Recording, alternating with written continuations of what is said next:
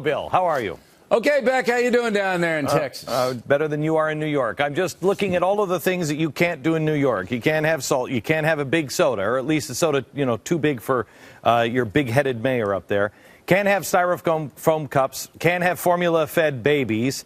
Can't have any kind of weapons in the city at all. Let me start with the weapons before I get the new thing that you can do in New York. What do you think? What do you think their end game is with weapons all across the country, Bill?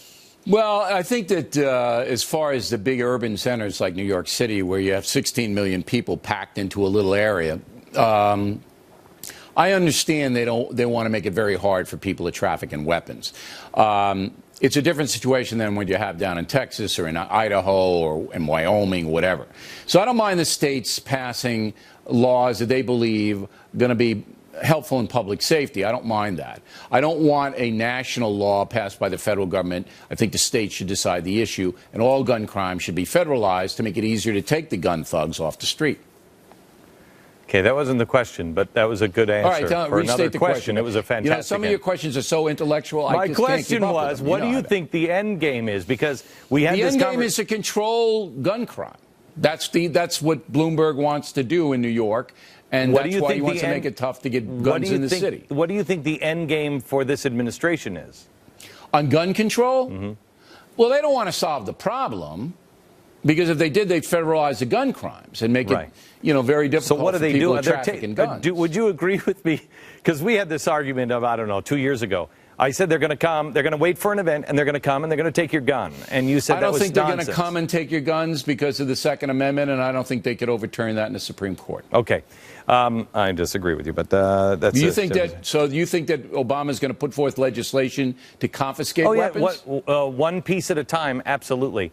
One piece at a time. Why do you think that... He's got 3 years to do that. I don't think he's going to do it. Do you want to make a little bet on that? Can we bet? Are you limiting him? Are you only limiting him to 2 terms? Because that's an old-fashioned idea. Oh, he's going to serve another term? He's going to be like Julius Caesar now? That's an old... He's already Julius Caesar, but that's a different story.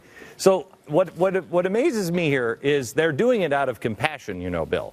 They want to make sure that we save all the children. And yet, Mario Cuomo, the governor of your state, is now taking the next step to devalue life and saying that you have, or Andrew Cuomo, you now have this next step of being able to have late-term abortions. It's awful. As I said in the Talking Points memo on the Factor yesterday, Andrew Cuomo is barbaric.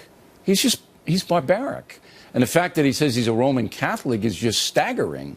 I don't know whether your viewers understand what's going on in New York, but they want to legalize late-term abortion for any reason. You got a migraine headache, you got a hangnail, you get a panic attack, and not even a doctor would have to sign off on it. You could go to some nurse or physician's assistant someplace. Yeah, a nurse practitioner can perform It's so barbaric that people should be rising up, but you're not going to see it because we're too busy on our video games. We can't pull ourselves away. Are you concerned? Because I saw your Talking Points memo, and I know you well enough to know this is one thing that really sits wrong with you, as it does with me.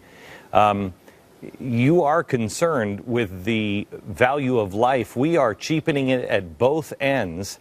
And then we're also demonizing people. I mean, we're going down, the progressives are going down the same road they did with Margaret Sanger on groups of people. You don't have a quality of life, or you can't really explain yourself. So what good are you to the collective? Well, look, I'm not going to generalize about anything other than late-term abortion at this point, because you don't think we're cheating? Wait. I believe I've heard on your program that you believe it's barbaric, not only what we're doing to the newborn or late-term abortions, but also what we're doing to the elderly in this country. Awful. It's terrible. I mean, we warehouse these people. We want to get them out of our sight. And it's all about us. It's not about Andrew Cuomo. Andrew Cuomo has not, he comes right into your face and says, I don't care about kids. We don't have Jessica's Law here in New York State. Andrew Cuomo says, I don't care. He couldn't yell it any louder. And he's got a 59% approval rating in New York State. It's us. What is it? We're turning into barbarians, we Americans. We don't care. What would it take? This is so frightening. We've both done the story on the USDA. And these, I mean, I would have gotten up. There's no job worth it. I would have gotten up and walked out of that room. Oh, sure. Nobody did. I mean, those lemmings are, you know. Correct. But this is what I mean. It's going to take a disaster now, economically probably, to turn the people's attention away from their narcissism. All right? It's not that Americans are bad people. They're just apathetic. May I go the other direction? It was after a period of about 10 years of apathy and ugliness that, and indoctrination, that once the crash came in the Weimar Republic, it turned the people even darker. Do you think we have a possibility of not waking up? No, I don't see that at all here. I think it's the machines basically, the people are becoming addicted to the machines. It takes them away from the community. So their interest in the community, their local schools, what happens in their hospitals, what happens to pregnant women, diminishes. And all they want to do is spend time with the tweeting and on the phone, and so that we're becoming an insular society, which allows people like Cuomo and the other villains to get away with all this garbage. I believe we have a record here. Bill and I agree on more than one topic, except for the gun thing. But this is what he's saying right here is a quintessential point. It is what I've been talking about with the coming of the singularity, the coming of the disassociation with anything that is real. We're living in a virtual world.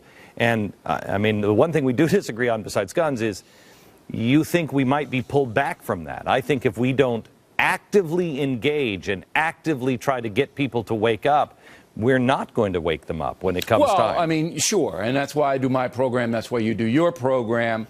But the people who we need to reach are the people who aren't paying attention. They're not locked into cable news or talk radio or on the internet or whatever.